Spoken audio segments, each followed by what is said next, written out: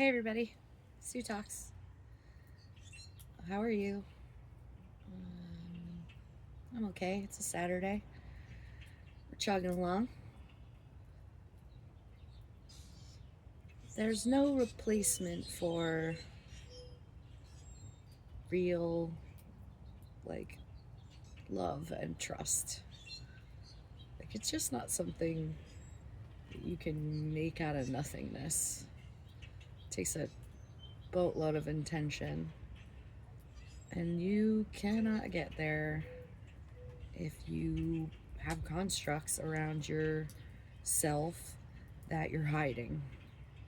And you might not even know you're hiding them because, y'all just need more help.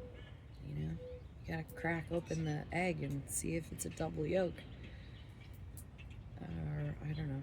Just, there's more to know about you than you realize. And we're getting there, and you can only get there with support and guidance. And there is a book called Self Therapy.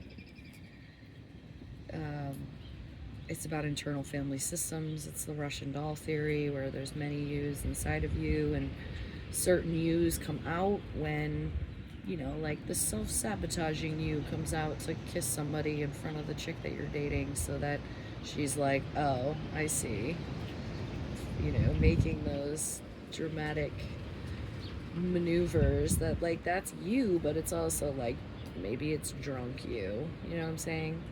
Like the kind of that doesn't mean that they don't have skills, and if you don't acknowledge them in your Russian doll stacker, they act out.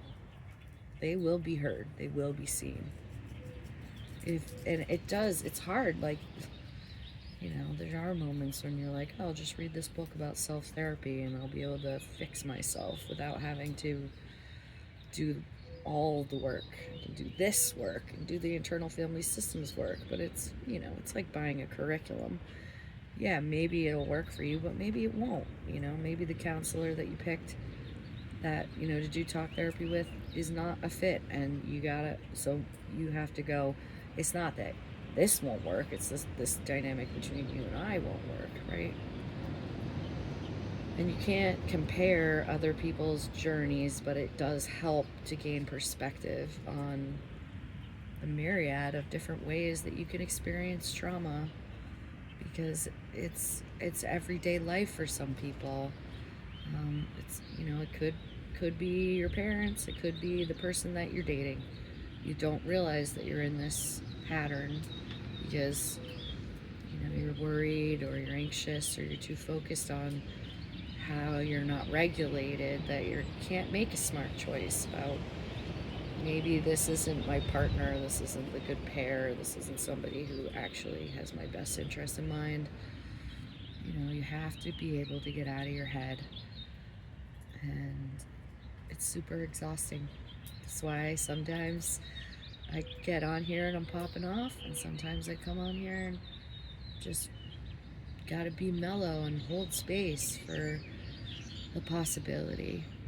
I can't hedge bets on a possibility. I can't. I'm not a gambler. And again, I can only take care of me. And it's super hard to face yourself. There are days I hate myself. There are fewer and fewer days that I hate myself now, that I've learned to look at myself as if I deserve for somebody to care about me. And I can care about me, and I don't need anybody to care about me. I can care about me. And it's hard. It takes work. It's just like any other thing. You have to practice. Or you're not going to get any better at it. And it just happens to be this awky thing that no one wants to talk about, feeling less vulnerable, and nobody wants to talk about feeling less overwhelmed.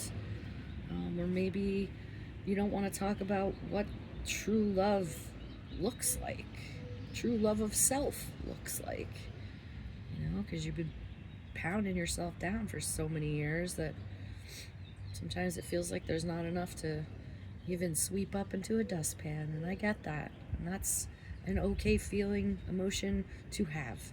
Thoughts are okay. Radical acceptance. That just means whatever it is, it's good. You're gonna get there. Just gotta try, you gotta care. Gotta keep caring. You know, let's fucking go. I'm sorry, I don't feel inspired. But I love you, and I hope that you got something out of this. All right, peace.